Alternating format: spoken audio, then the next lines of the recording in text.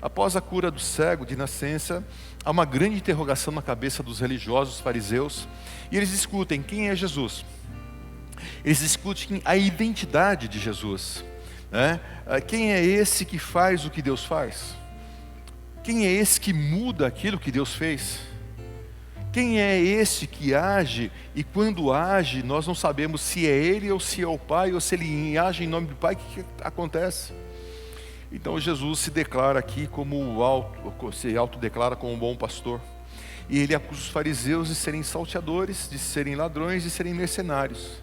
Por quê? Porque eles abandonam, exploram e manipulam as ovelhas, manipulam o povo de Deus. E Jesus diz, olha, mas eu sou bom pastor, eu dou a vida pelas ovelhas. E dou a vida para que elas tenham vida plena. E diante dessas palavras, então, os judeus se dividiram mais uma vez. Alguns diziam que ele estava endemoniado, que ele estava louco. Outros diziam que um demônio não poderia abrir os olhos dos cegos. E Jesus então sempre despertou, não é de hoje e não foi naquele tempo, sempre em todo tempo despertou controvérsias a respeito de si. Então muitos cristãos não conhecem ou não entendem o que as Escrituras dizem a respeito do Cristo. Então uma confusão muito grande mesmo no meio dos cristãos, mesmo dentro da igreja. E a igreja primitiva sofreu com isso, e ela vem sofrendo durante os séculos a respeito de quem é Jesus. Então, o não conhecimento das Escrituras, o não entendimento, o não estudo, faz com que haja uma controvérsia muito grande a respeito da natureza de Jesus. Então, as Escrituras, o tempo todo, apontam para Jesus, apontam para Ele como Deus, como enviado Deus. E essa falta de conhecimento sobre Jesus, da sua obra, do seu evangelho, da sua palavra, da sua lógica, produz heresias. Okay? E uma heresia necessariamente não é 100% de mentira, basta 1% de mentira no meio de verdades, que isso acaba tocando o eixo, se torna algo herético. Isso faz com que falsas religiões sejam criadas, isso fomenta falsas doutrinas, isso faz com que aconteçam falsos mestres, e aconteça más compreensões e interpretações, não só das Escrituras, mas da realidade também da vida. Porque a maneira como nós interpretamos as Escrituras, como nós entendemos Deus, também nós levamos isso para a nossa relação com a vida. Era um período de festa, eles estavam no momento de dedicação do templo. Vou contar um pouquinho de história, que em 164 a.C. houve um problema sério. Eu acho que Epifano, um rei, um imperador grego, invadiu o templo, sacrificou um porco lá e contaminou o altar, mas houve uma guerra, os judeus venceram, e aí então eles dedicaram, né, o templo ao Senhor, e eles estão celebrando esse momento de dedicação do templo. Jesus está andando ali pelo templo, no pórtico de Salomão, e alguns judeus que discutiam a respeito da sua identidade se aproximaram. Disseram assim, acabe logo com esse suspense. Se você é o Messias, conta logo para nós. E Jesus dá uma resposta para ele mais ou menos assim: eu já lhes disse, por meio das minhas palavras e dos milagres que realizo. E as obras que eu realizo, as faço em nome do meu Pai. E essas obras falam por mim. Quem poderia curar um cego ou um aleijado de nascença? Eu e o Pai somos um, mas vocês não creem em mim. E não creem porque vocês não são minhas ovelhas. Vocês seguem os seus líderes, vocês seguem as suas tradições, vocês seguem os seus dogmas, seguem os seus pastores, aquilo que domina os seus corações, seguem a riqueza que está dentro do seu coração, e por isso vocês não creem em mim. Vocês não são minhas ovelhas. E esse é um ponto importante para a gente analisar essa declaração de Jesus, porque uma das características que identificam a ovelha de Jesus é a obediência e seguir a Cristo. Então aqueles que não seguem a Cristo, que não obedecem a sua palavra, não fazem porque não são suas ovelhas. Ok? Então, e essas não ovelhas acontecem em todos os lugares, em todas as áreas da sociedade, inclusive dentro dos templos. E o motivo da incredulidade dos fariseus não era por falta de evidência. As evidências estavam ali. Eles não criam em Cristo porque eles realmente não eram as ovelhas do Cristo. Eles ouviram os ensinos, viram os milagres, perceberam muitas evidências, mas eles não se submeteram a Jesus. Os seus interesses eram outros. Então muitos querem saber quem é Jesus. E apesar de todas as evidências, não seguem a sua palavra. Por quê? Porque não são suas ovelhas. Eles seguem os seus pastores. Eles seguem aquilo que está no seu coração, né? E aquilo que está no nosso coração é o nosso tesouro e a gente vai trabalhar por isso. E aí Jesus diz assim, olha, mas eu e o Pai nós somos um. Então não adianta vocês discutirem a respeito de quem eu sou ou o que eu estou fazendo. As obras que eu faço dizem quem eu sou. E as obras que realizo não são minhas, elas são do meu Pai. E quando Jesus diz isso, ele diz num contexto em que ele havia dito que olha, eu sou o bom pastor. Imagine um judeu ouvindo Jesus dizer, olha, eu sou o bom pastor. O que vem na memória desses ouvintes? Salmo 23. O que diz o Salmo 23? O Salmo 23, eu não consigo ver, diz assim na sua tradução: o Senhor é meu pastor, por a tradução mais antiga, e nada me faltará. Se é uma edição NVI, de nada terei falta.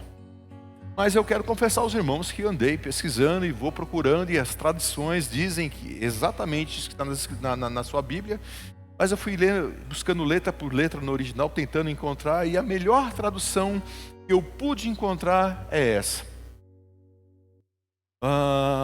Senhor, ou Jeová, o Senhor, meu pastor não me faltará. A palavra nada não existe no original. O Senhor, meu pastor, não me faltará. Ok? Então, quando os ouvintes ouvem Jesus dizendo que Ele é o bom pastor, vem à memória o Salmo 23. Quem é o pastor de Israel? Yahvé, Jeová. Mas Jesus diz, eu sou o bom pastor. Então a pergunta é, quem que é o bom pastor? Jesus ou Jeová? Por isso Jesus se apressa em dizer, eu e o Pai somos um. Então ele se apresenta como bom pastor e lembra a sua audiência de que o Pai também é o bom pastor. Então quando nós recitamos, o Senhor meu pastor não me faltará, Deus está se identificando como o bom pastor. Mas é a mesma identificação que Jesus traz para si.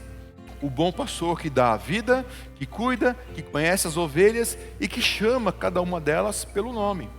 Ele é o bom pastor que protege, que dá a vida, e vida não apenas nesse momento, mas também dá a vida eterna. Por isso, no verso 27, aí do nosso texto, ele vai dizer, as minhas ovelhas ouvem a minha voz, eu as conheço e elas me seguem. Então Jesus está falando de um relacionamento pessoal com Deus. O pastor fala, nós ouvimos. O pastor vai adiante e nós o seguimos. Então o relacionamento com Deus é o centro do cristianismo. Nós temos um Deus que nos conhece, está perto de nós e que se preocupa conosco.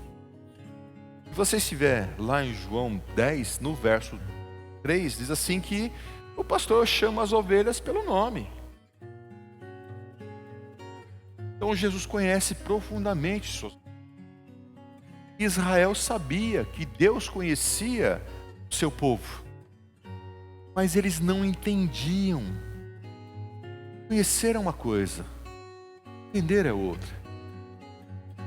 É o que mostra o salmista lá no Salmo 139. Acho que está mexendo aí, André? Se seguir, você vai chegar lá. Se você não tiver o texto, eu coloquei o texto, mas como a gente está com esse pequeno problema, Salmo 139. Diz assim, Senhor, tu me sondas e me sabe quando me assento e quando me levanto, e de longe percebe os meus pensamentos. Sabe muito bem quando trabalho e quando descanso. todos os meus caminhos são bem conhecidos, verso 4. Antes mesmo que a palavra me chegue à língua, tu já conheces inteiramente. Senhor, tu me cercas por trás e pela frente, põe as tuas mãos sobre mim. Tal conhecimento é maravilhoso demais e está além do meu alcance. É tão elevado que não posso atingir. Para onde poderei escapar do teu espírito? Para onde poderei fugir da tua presença? Se eu subir aos céus, lá estás. Se eu fizer a minha cama na sepultura, também lá estás. Verso 9. E se eu subir com as asas da alvorada e morar na extremidade do mar, mesmo ali a tua mão direita me guiará e me susterá. Mesmo que eu dissesse que as trevas me encobrirão e que a luz se tornará noite ao meu redor, verei que nem trevas são escuras para ti, a noite brilhará como um dia. Pois para ti as trevas são luz. Tu criastes o íntimo do meu ser e me teceste no ventre da minha mãe. Eu te louvo porque me fizeste de um modo especial e admirável. Tuas obras são maravilhosas, disso tenho plena certeza. Meus ossos não estavam escondidos a ti, quando no secreto fui formado e entretecido nas profundezas da terra. Os teus olhos me viram um embrião, todos os dias determinados para mim, por escrito no teu livro, antes de qualquer deles. O texto é profundo. O salmista declara, eles sabiam disso, mas infelizmente eles não tinham a profundidade e o que isso significa para nós. Muitas vezes nós olhamos para os textos bíblicos, achamos maravilhosos, citamos o Salmo 23, citamos o Salmo 139, mas o que isso tem a ver comigo? Então, quando a gente mergulha no texto, a gente se aprofunda, a gente percebe que nesse caso que nós estamos falando, desse bom pastor, que Deus conhece cada passo da minha existência, que Deus sabe cada momento da minha história, que Deus conhece os meus pensamentos, os mais profundos e os mais complexos. Deus sabe o que eu vou dizer antes mesmo que eu pronuncie. Ele conhece as intenções do meu coração. Ele conhece o meu passado, o meu presente e o meu futuro. Todos os meus dias estão muito bem claros diante dele. Nenhum fato da minha existência passou desapercebido a ele. Deus sabe tudo, conhece tudo. Por isso, a minha vida está segura nas mãos dele. Olha que coisa profunda. Então, nenhum momento da tua história passou desapercebido. E o salmista vai dizer aqui que ele nos conhece, ou conhece desde o ventre. Então ele sempre esteve presente em cada momento da nossa existência. Ele conhece cada detalhe da nossa história. E aqui, ele conhece as rejeições que sofremos, os traumas, as perdas. Ele sabe dos amores, dos afetos que recebemos. Sabe o que aconteceu conosco, o que fizeram conosco para que nós nos tornássemos o que somos hoje. Sabe o descompasso entre aquilo que ele projetou para que nós fôssemos, aquilo que nós somos e aquilo que os outros querem fazer da gente. Então, Jesus vem dizer, olha, eu conheço as minhas ovelhas. Quando ele diz eu conheço, é que ele conhece profundamente os termos mais profundo do nosso ser. Quando ele diz eu conheço as minhas ovelhas, ele esteve presente em cada momento da nossa história e da nossa existência. Então, depois dele dizer que ele dá a sua vida pelas ovelhas, Jesus diz três coisas importantes que trazem profundas implicações para nós. Verso 28 do nosso texto aí de João 10.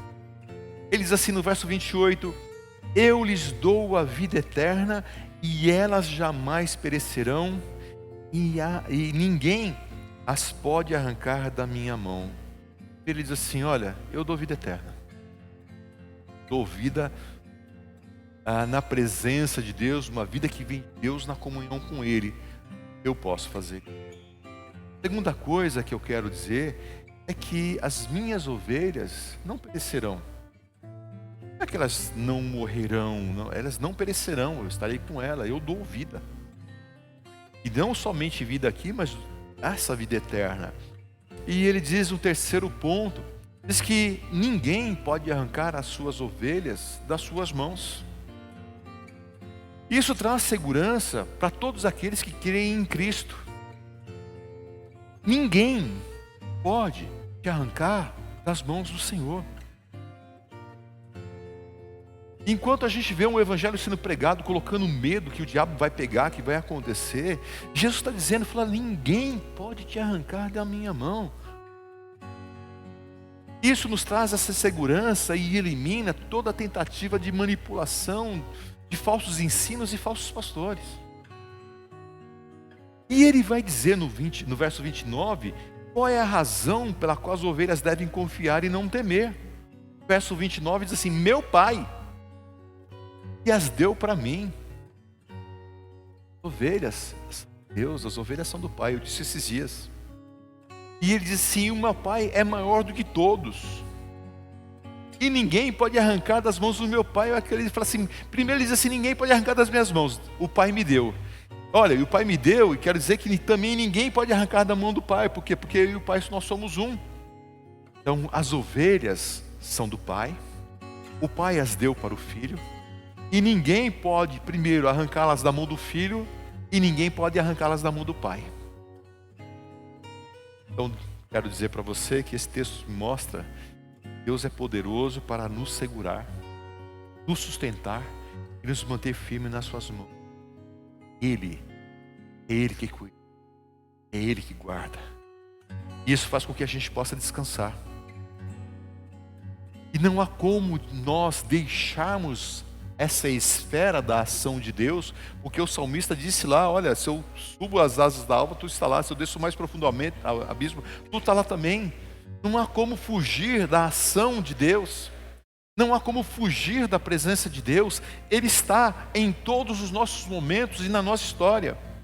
Apesar das circunstâncias que passamos, acho que foi o Douglas que falou aqui no começo do culto, apesar das pessoas que estão ao nosso redor, que muitas vezes nos prejudicam, apesar do diabo com todas as suas manifestações de intriga, apesar de nós mesmos, Deus está presente, guardando as nossas vidas e estará por toda a nossa existência.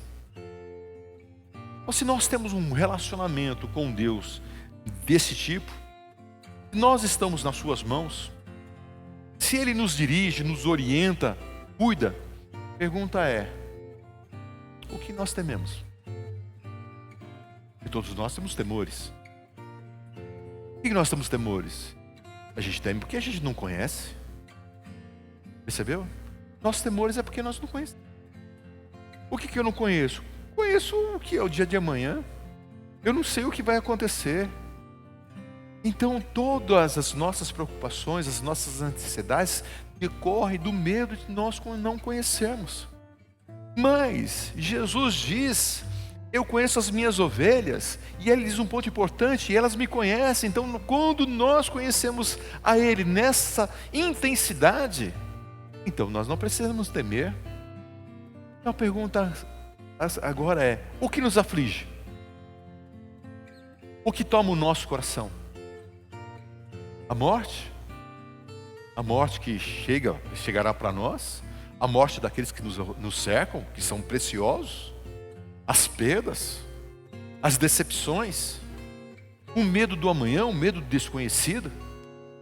As ansiedades e as inseguranças que o futuro pode trazer? O que vai nos afligir? Paulo, escrevendo então aos Romanos, ele está falando sobre esta questão. E lá no capítulo 8, no verso 37, eu acho que está aí também, ele diz assim, mas em todas essas coisas, porque está dizendo, olha, quem nos separará do amor de Deus que está em Cristo? Ele diz assim, mas olha, eu estou certo né? Que em todas essas coisas nós somos mais do que vencedores por meio daquele que nos amou. Pois estou convencido, nem morte, nem vida, nem anjos, nem demônios, nem presente, nem futuro, nem quaisquer ou qualquer poderes, nem altura, nem profundidade, nem qualquer outra coisa na criação será capaz de nos separar do amor de Deus que está em Cristo Jesus, nosso Senhor. Percebeu? Então, quando a gente fala, o Senhor é meu pastor e Ele não me faltará. Quando Jesus diz assim, eu conheço as minhas ovelhas e elas me conhecem, e eu dou a minha vida por elas, e eu dou a elas vida eterna, o que isso vem na nossa mente? O que significa isso para nós? Quais as implicações então desse bom pastor? Nós ainda, meus irmãos, não somos quem nós devemos ser. Por quê? Porque nós estamos num processo de transformação. E enquanto estivermos nesse corpo, nós estaremos sujeitos ao pecado, nós estaremos sujeitos à degradação. Mas, graças a Deus, nós não somos nós quem éramos. Nós estamos nesse processo de mudança. E em Cristo, então, fazemos parte de uma nova criação. Em Cristo, nós recebemos uma nova identidade. Identidade de Filho de Deus. Em Cristo nós recebemos um destino eterno na presença de Deus. Ainda não somos o que devemos ser em plenitude. E isso acontecerá quando Ele vier em glória e nós também ressuscitarmos em glória. Enquanto nós esperamos por esse grande dia que é a nossa esperança e é a base da nossa fé como cristãos, nós prosseguimos em nosso processo de transformação. Então, o cristianismo, eu já disse isso, quero repetir, é uma jornada de conhecimento e de construção pessoal. E o nosso relacionamento com o bom pastor, nós o vamos conhecendo a Ele. Da mesma forma como dele somos conhecidos. Então, vida cristã é um processo de crescimento, de conhecimento de quem é o bom pastor. E ele então no capítulo 10, no verso 14, ele diz, olha, eu sou o bom pastor, conheço as minhas ovelhas e elas me conhecem. E ele vem e diz algo também, complementando no verso 27, as minhas ovelhas ouvem a minha voz, eu as conheço e elas me seguem. Seguem para onde? As minhas ovelhas, as ovelhas, ao ouvirem a voz do bom pastor, já não estão mais. Ao ouvirem a voz do bom pastor, já não estão mais dispersas, porque estão ouvindo o bom pastor. Quando nós, na nossa jornada, temos um encontro com o bom pastor, ele nos convida a rever os nossos caminhos, a revermos as nossas histórias. Quem sou eu?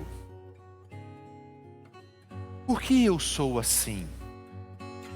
Que fatos aconteceram na minha jornada que foram me moldando para que eu me tornasse o que sou hoje?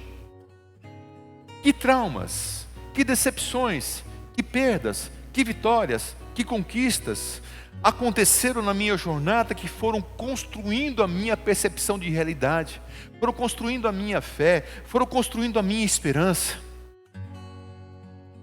Perceba que todos nós somos frutos dessas experiências, da nossa jornada. Mas o que eu queria dizer para você é que você não é tudo aquilo que Deus quer que você seja, ou tem para você. Por isso, o bom pastor nos chama pelo nome, promete-nos uma vida nova, nos conduzir a pastos verdejantes, as águas tranquilas, mesmo que nós nessa jornada tenhamos que enfrentar a morte, enfrentar as tragédias, mesmo que nós passamos por esses momentos, a promessa é que Ele sempre estará conosco. Jesus não prometeu casa, carro, Ele prometeu que Ele estaria conosco todos os dias até a consumação dos séculos. Ele diz que Ele é o bom pastor e que Ele vai nos conduzir. Percebeu onde está a nossa fé? Onde está a nossa crença? Mas tem um problema. Todos nós carregamos marcas, carregamos feridas, carregamos traumas causados lá no nosso passado, pecados, vícios, erros que cometemos.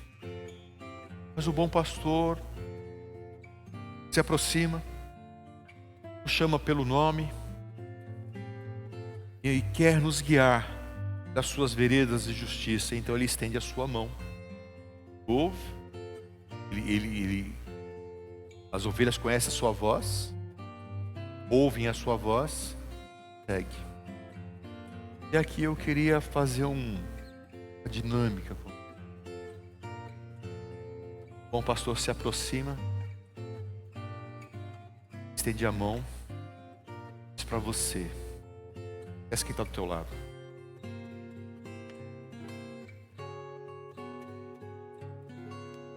Você pergunta: eu vou reescrever a sua história. Eu te vi, você, ainda no ventre da sua mãe. Você estava forme, você não tinha forma nenhuma. De repente você tem trauma. Você pode dizer assim: mas Senhor, foi no ventre que minha mãe me rejeitou.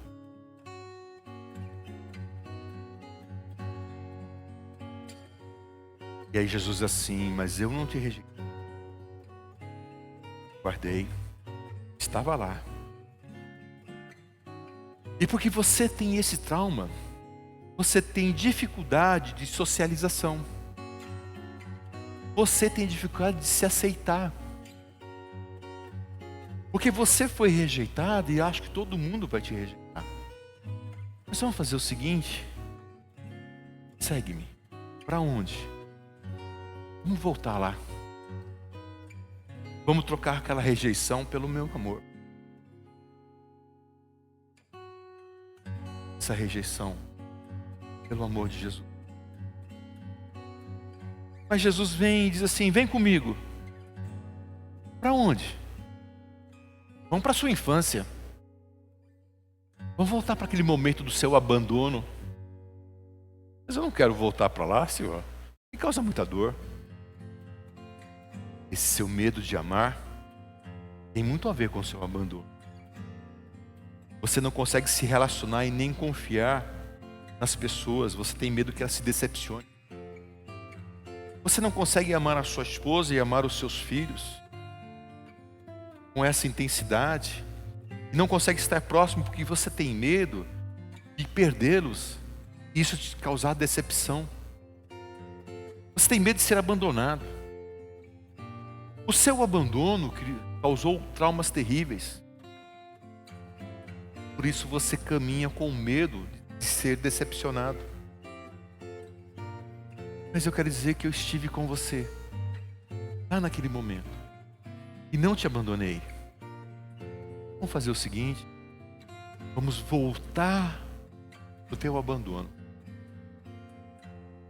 e vamos trocar o seu abandono pelo meu abraço, pelo meu acolhimento. E vem Jesus, bom pastor, vida novamente diz assim: vem comigo. Onde, Senhor? Aquela carência. Eu não quero voltar lá não, eu passei necessidade. E eu não quero lembrar. Ele diria assim: eu sei que fui.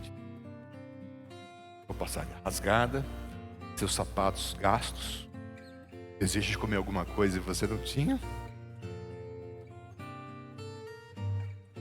É por isso hoje que você passa por esse medo de crise financeira. Esse trauma atrás e você carrega até hoje.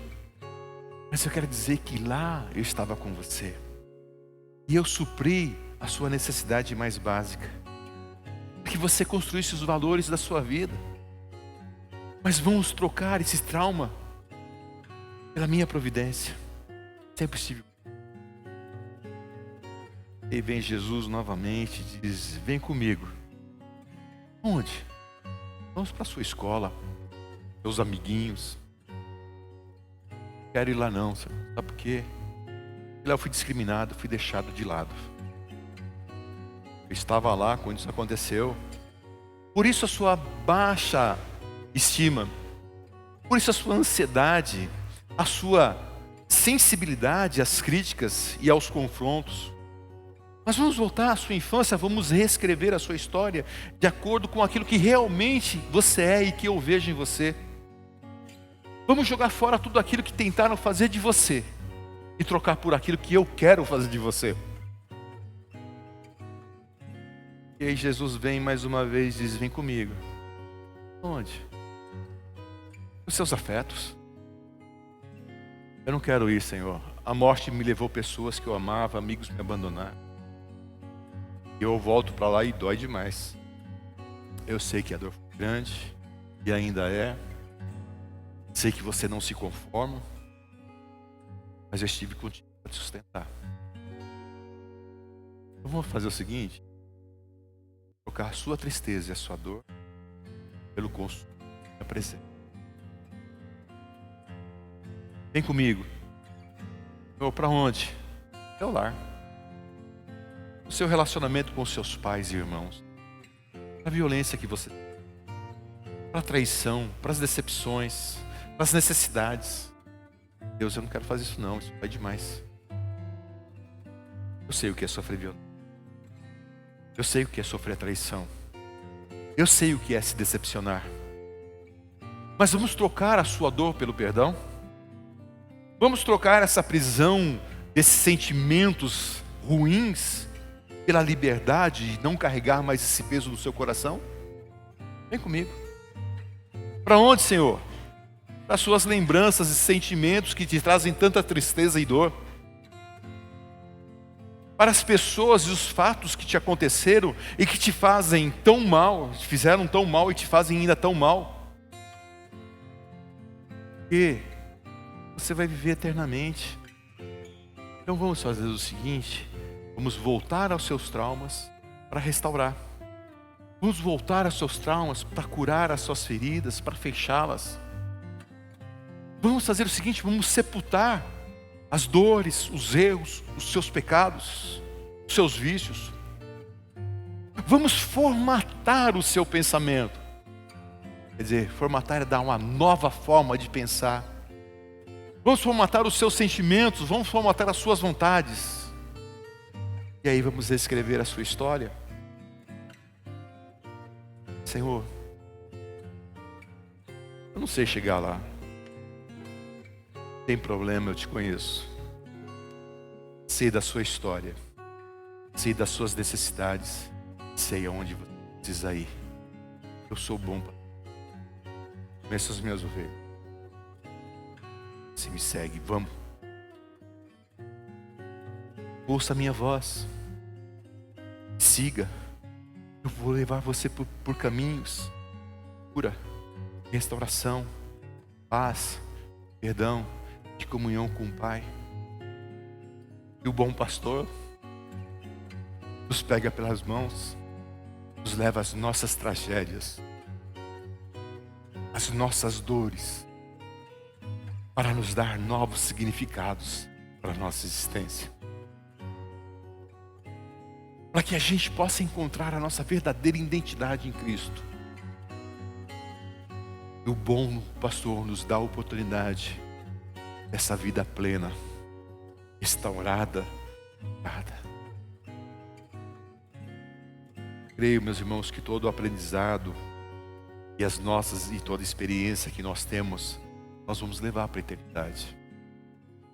Eu não creio esse evangelho do MIB, né? Já viu Homens de Preto? Você é mais antigo da minha idade. Você vai lembrar que o cara tinha uma canetinha e quando o cara via um extraterrestre lá, ele apagava a memória. Eu não creio que a gente vai fechar os olhos e acordar do outro lado sem nenhuma memória. Eu creio que todas as nossas experiências que passamos aqui, todo o nosso aprendizado, nós vamos levar para a eternidade. Por quê? Porque nós vamos ser a mesma pessoa. Por isso, então, nós devemos ter cuidado com aquilo que somos e com aquilo que nós estamos nos tornando. Por isso, o bom pastor quer nos conduzir a essas experiências, ao aprendizado, às curas, às restaurações que são necessárias para nós. Ele quer nos conduzir a uma nova forma de ser gente em Cristo, com novas perspectivas, com novos objetivos, uma nova consciência. Então, o que eu tenho a dizer aos irmãos?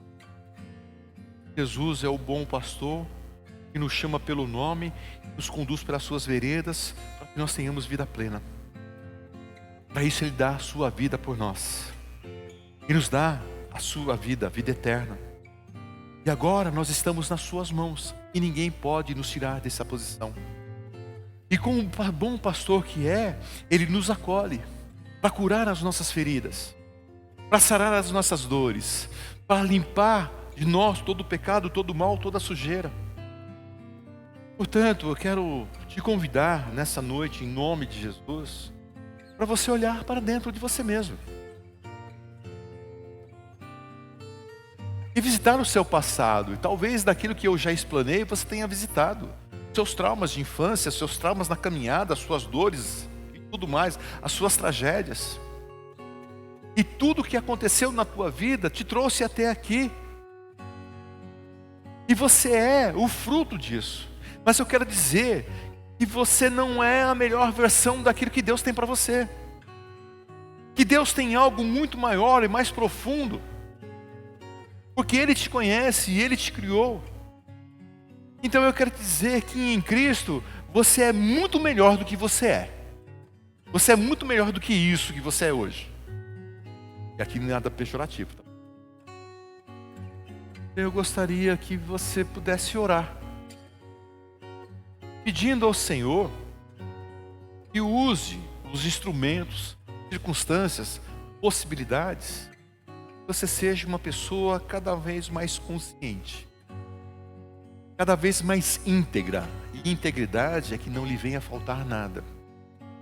Para que você seja curada a cada dia, restaurada a cada dia, com a consciência de quem você é, da sua identidade em Cristo. Porque esse é o caminho de salvação. A salvação não é ir para o céu. A salvação é uma vida na presença de Deus. E o convite de Jesus não é apenas para tirar a nossa alma do inferno, mas principalmente tirar o inferno da nossa alma. Então Jesus bate a porta do coração. Diz assim: ô, aí, quero arrumar essa casa. Eu quero tirar o inferno que está dentro de você. Eu sei quem você é, você não me engana.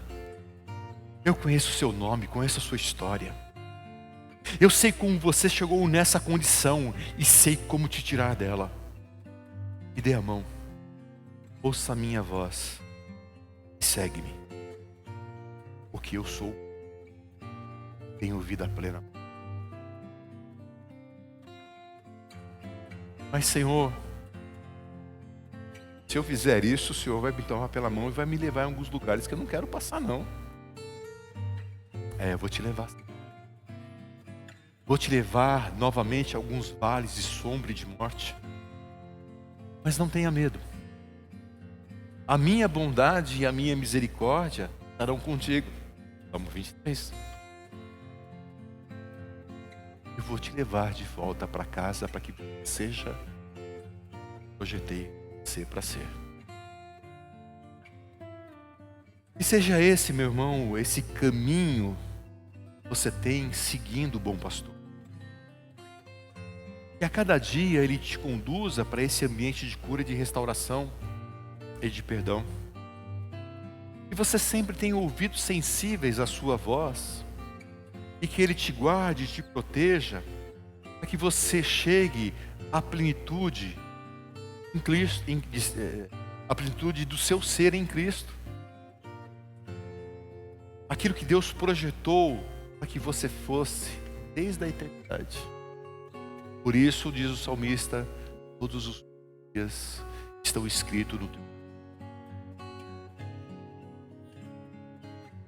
E a gente confia. Deus escreveu os nossos dias. E este dia está escrito. A gente pudesse ter um encontro, nossa consciência, nosso passado com um bom pastor, pudesse ser restaurado, pudesse ser curado, a gente pudesse ter tirado esse peso, e a gente fosse renovado. Então esse dia também está escrito. Eu gostaria que você orasse, nós orássemos. E se essa palavra falou ao teu coração, e você tem os seus traumas, você não consegue perdoar, você tem os seus medos, você tem uma série de questões. Se você ouviu a voz do bom pastor, então você aí no teu lugar, você vai orar e vai dizer: está na hora do Senhor escrever a mim. Está na hora de eu recomeçar. Eu preciso ouvir a tua voz como Jó. Eu não quero mais ouvir nem a voz. Eu quero ter coragem de dizer ao Senhor: deve naquela situação a qual eu fui feito. Deve, Senhor, a pessoas que machucaram, as circunstâncias que me magoaram, aonde também, Senhor, magoei, onde feri pessoas. Me leva, Senhor, aos meus traumas, às minhas perdas. Cura. Possa brotar o perdão, possa brotar esse acolhimento, para brotar a tua presença. Então, Senhor, nessa noite eu quero segurar nas tuas mãos, para que o Senhor possa me conduzir às tuas veredas, para reescrever a minha história. Quero cura, quero libertar, quero que o Senhor necessário. Abro mão, peço, usa as tuas veredas. Eu hoje ouvi a voz do bom. O Senhor disse na tua palavra: queria ver essas veredas. Toma-me pelas mãos. Sabe que sozinho eu não consigo. Conhece as minhas mágoas, faz tudo. Sozinho eu não consigo.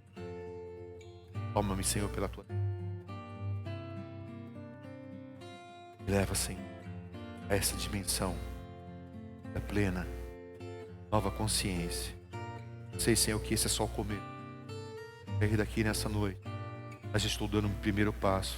Quando eu sair daqui, quero pedir que tu, por meio do teu Espírito, me conduz. Eu sei que é só um começo.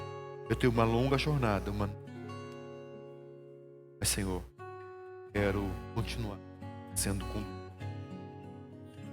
Deus, eu te louvo, quero te agradecer por esse momento. E assim eu faço. Em nome de Jesus. Você orou? Eu quero orar por você. Pai, aqui está, Senhor. De alguma maneira foram tocados, Senhor. Ouviram a tua voz. E reconheceram, Senhor, a necessidade de ti. E reconheceram seus traumas, as suas perdas, as suas dores. E que, Senhor, foram levados a visitar, Senhor, essas ocasiões, essas pessoas. Eu sei que é só o começo, mas esse é o desejo que eles têm. E eu então te peço que o Senhor possa conduzi-los a cada dia, Senhor, esse caminho de restauração e cura.